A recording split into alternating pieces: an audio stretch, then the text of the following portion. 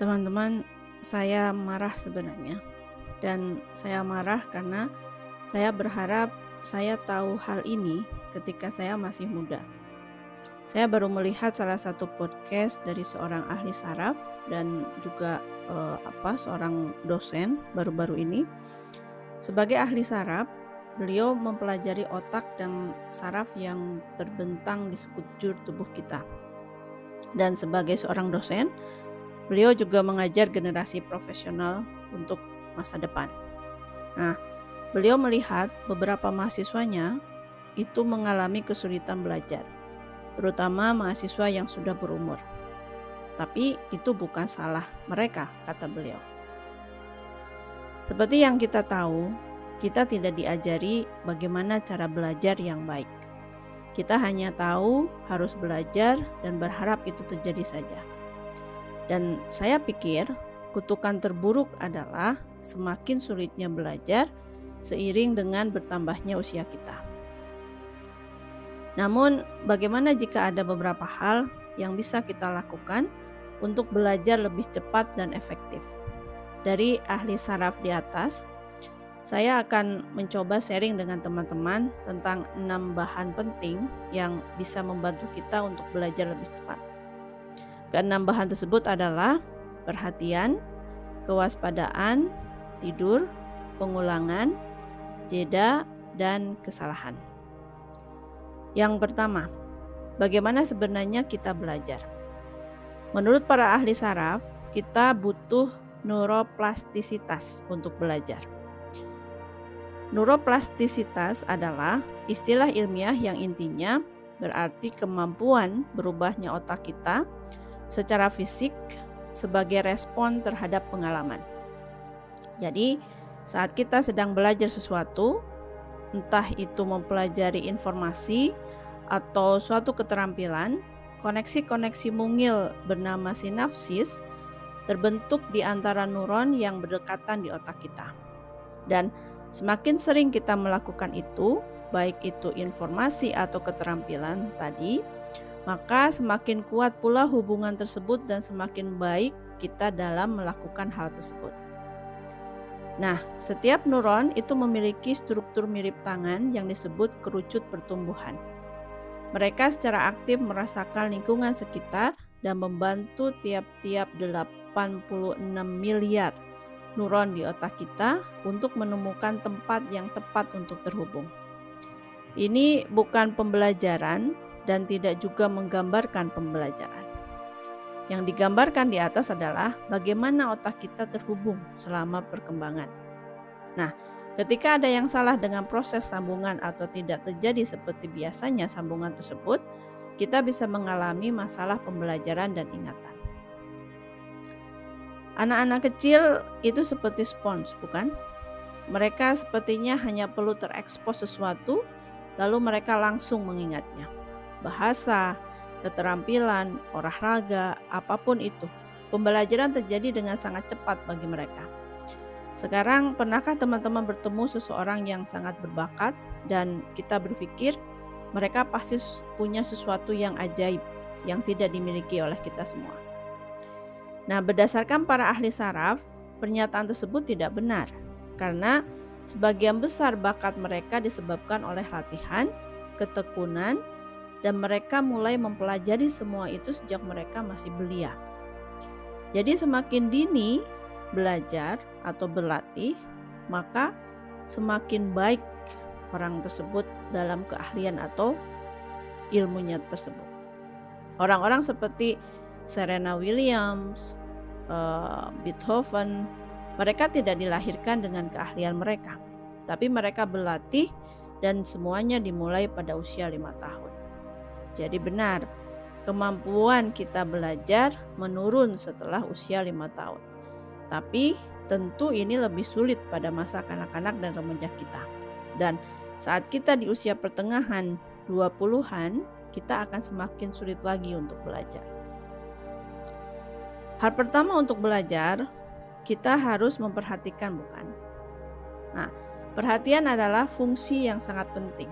Jadi, misal jika saya minta teman-teman untuk pejamkan mata dan fokuskan perhatian pada kotak antara kaki dan lantai, kontak maksud saya, teman-teman mungkin tiba-tiba menyadari tekstur kaos kaki yang teman-teman pakai saat ini.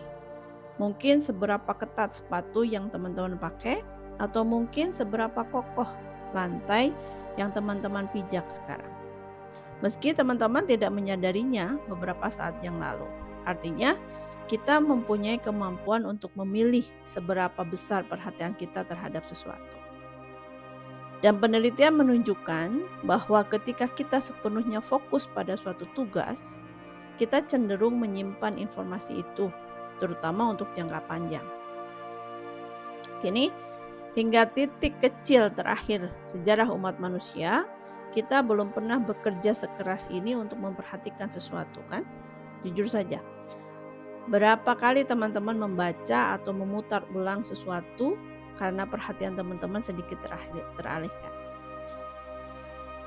Tidak ada, saya pikir. Dan sebenarnya kita dirancang untuk fokus pada satu hal di satu waktu. Dan bukan rahasia lagi bahwa peralihan konteks sering terjadi saat kita menggunakan media sosial, menelusuri ponsel kita dan melihat banyak hal berbeda yang sama sekali tidak berhubungan dengan dengan kita, misalkan seperti iklan, berita, video kucing, atau yang lainnya. Hal ini mengakibatkan defisit perhatian yang dapat diukur secara signifikan. Jadi, saya tidak bilang hal tersebut menyebabkan ADHD, tetapi penelitian yang menunjukkannya bahwa penggunaan ponsel lebih dari 1 jam pada remaja akan menyebabkan defisit perhatian.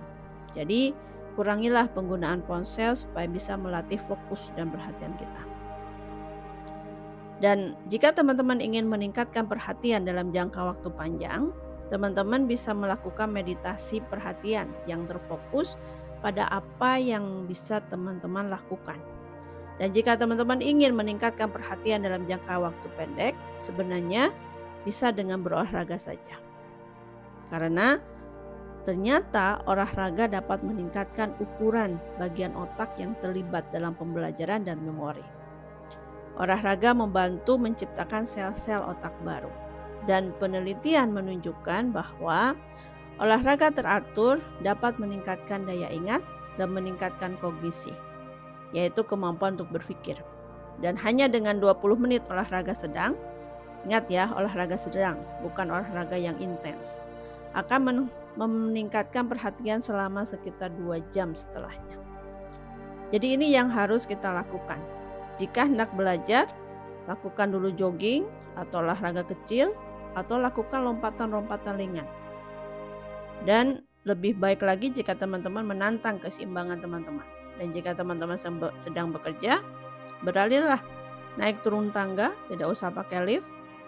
Dan sebenarnya ada banyak yang bisa dilakukan untuk mewujudkan hal-hal ini. Selanjutnya, kita punya kewaspadaan.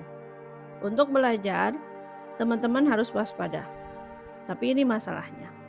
Jika teman-teman tidak sepenuhnya fokus pada suatu tugas, teman-teman akan kesulitan menyimpan informasi tersebut. Aktivasi sistem fight or flight tubuh kita atau aktivasi sistem saraf simpatik kita sebagaimana diketahui mengakibatkan pelepasan hal-hal seperti adrenalin dan non-adrenalin. Dan di antara hal lain, ia meningkatkan kewaspadaan kita. Jadi, apa hal lain yang bisa kita lakukan untuk meningkatkan sistem fight or flight kita? Sekali lagi, olahraga, tema yang berulang di sini, bisa kita lakukan untuk meningkatkan kewaspadaan kita. Dengan cara apa? Dengan melakukan teknik pernafasan seperti pernapasan Wim Hof atau mandi dengan sedikit air dingin. Karena akan membuat teman-teman merasa sangat waspada. Dan kita juga tahu stres menyebabkan hal yang sama. Kita tahu jika teman-teman belajar setelah mengalami stres kecil, hal tersebut akan meningkatkan pembelajaran Anda. Jadi apa yang bisa kita lakukan? Sebenarnya kita bisa mengalami banyak stres. Saat kita mengalami stres dalam jangka waktu panjang atau stres kronis, Akibatnya secara fisik akan mengubah otak kita dan menyebabkan masalah dengan pembelajaran dan memori. Jadi, jika teman-teman mengalami stres dalam jangka waktu yang lama, teman-teman akan mengalami gangguan memori. Jadi, berbaik hatilah pada diri sendiri. Tapi berbeda dengan stres yang kecil atau sedikit. Hal ini baik bagi kinerja otak karena bisa membantu teman-teman mencapai kinerja puncak. Dan kita tahu bahwa sedikit peningkatan adrenalin setelah belajar sebenarnya akan meningkatkan pembelajaran teman-teman. Selain stres, teman-teman juga bisa mengkonsumsi zat kafein atau zat untuk meningkatkan kewaspadaan, ya seperti kafein. Nah, banyak sekali bukti yang menunjukkan bahwa mengkonsumsi kafein sebelum belajar atau sekedar jadi peminum kafein biasa ternyata dapat meningkatkan pembelajaran dan memori melalui berbagai mekanisme berbeda di otak.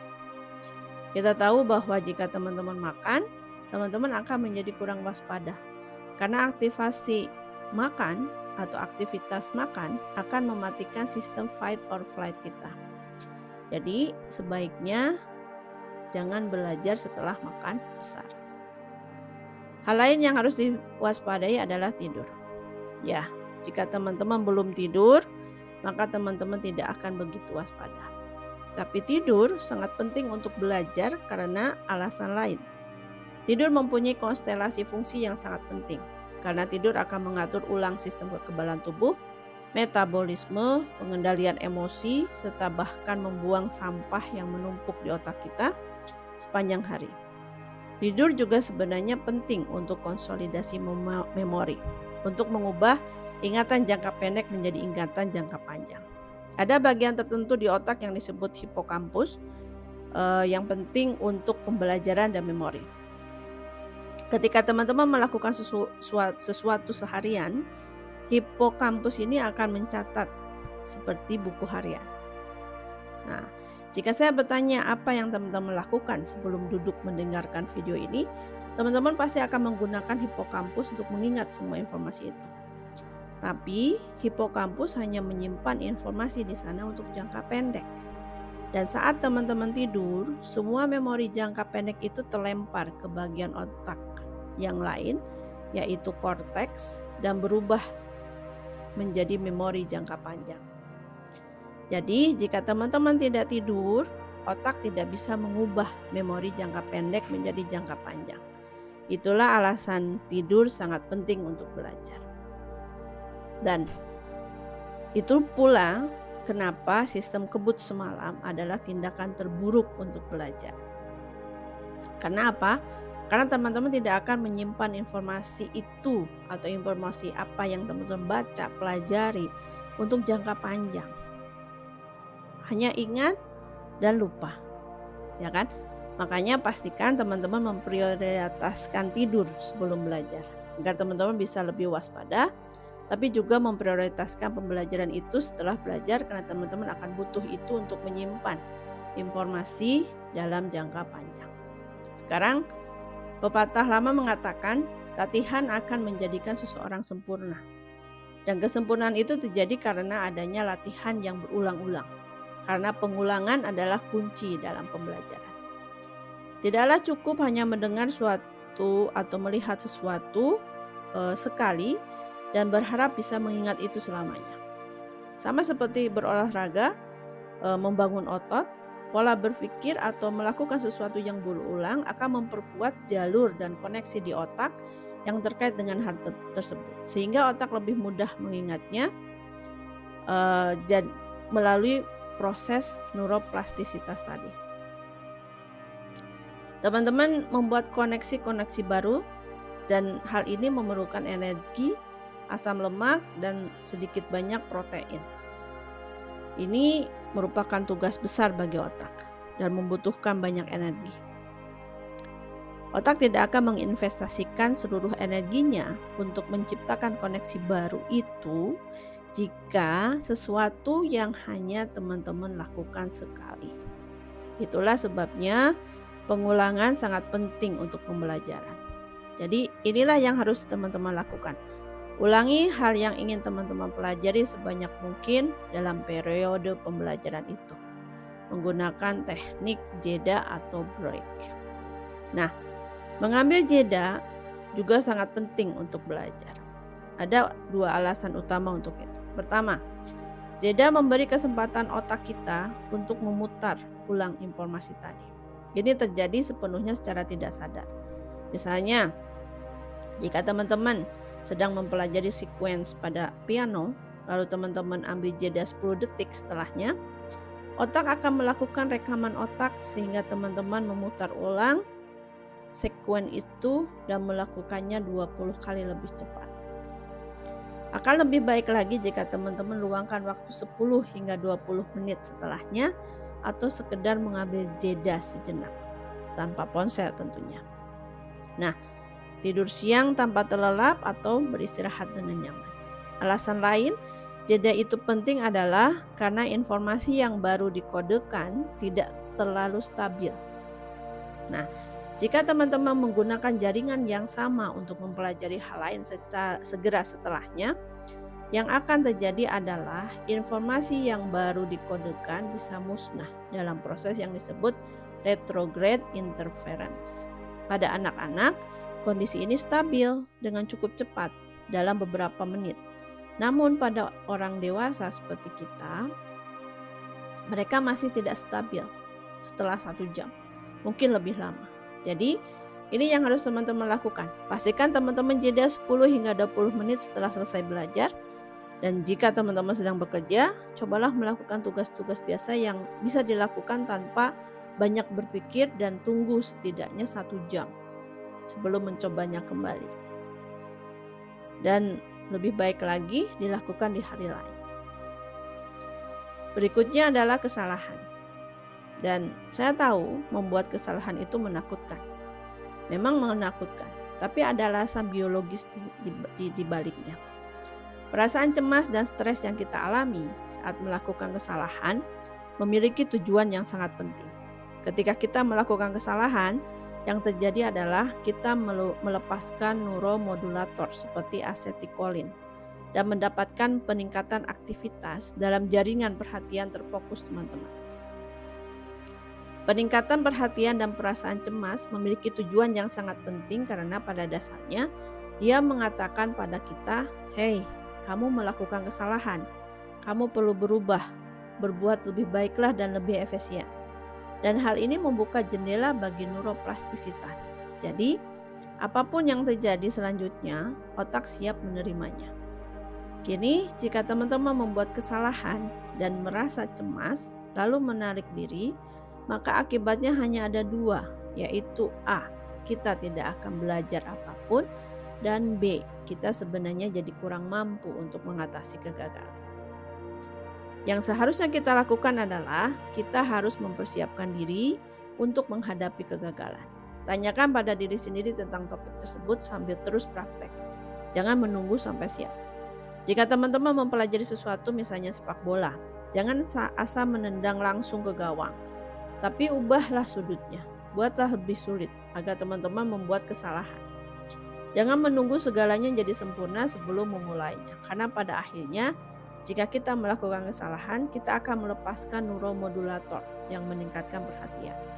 Jika kita melakukannya dengan benar, otak akan melepaskan hal-hal seperti dopamin yang akan membuat kita merasa lebih baik, yang membuat kita lebih termotivasi dan terkonsolidasi pembelajaran yang baru saja dilakukan dengan benar. Selain itu, mengubah pembelajaran menjadi sebuah permainan juga sangat membantu. Bagaimanapun, inilah situasi yang saling menguntungkan bagi otak kita. Jadi, ketika kita melakukan kesalahan, jangan cemas dan menganggapnya sebagai hal yang buruk. Bersandarlah pada rasa itu dan lanjutkan, karena itulah cara otak membantu kita menjadi yang terbaik dan membantu kita menjadi lebih baik dari diri yang kemarin. Jadi, kunci untuk membuka potensi belajar yang lebih cepat dan lebih efektif adalah perhatian, kewaspadaan, tidur, pengulangan, jeda, dan kesalahan. Dan sebagai catatan, kesalahan di sini adalah kesalahan dalam belajar, bukan kesalahan karena melanggar hukum atau norma-norma yang berlaku di masyarakat ya. Jadi setelah mengetahui dan memahami penjelasan di atas, Ketika kita akan mempelajari sesuatu atau belajar suatu keterampilan, maka singkirkan gangguan-gangguan, tapi tingkatkan perhatian, tingkatkan kewaspadaan. Mungkin melalui sedikit olahraga, lalu ulangi hal yang ingin teman-teman lakukan tadi sebanyak yang teman-teman bisa dalam periode pelatihan itu. Dan ulangi itu beberapa hari. Pastikan juga teman-teman memprioritaskan tidur di antaranya. Selain itu, terimalah kesalahan dan pastikan teman-teman mengambil jeda 10 hingga 20 menit setelah belajar, karena otak akan bersyukur. Terima kasih sudah meluangkan waktu untuk mendengarkan ocehan saya. Kalau ada manfaatnya, silahkan bisa di-share video ini kepada yang membutuhkannya, supaya lebih banyak yang mendapatkan manfaat. Sampai jumpa di video selanjutnya.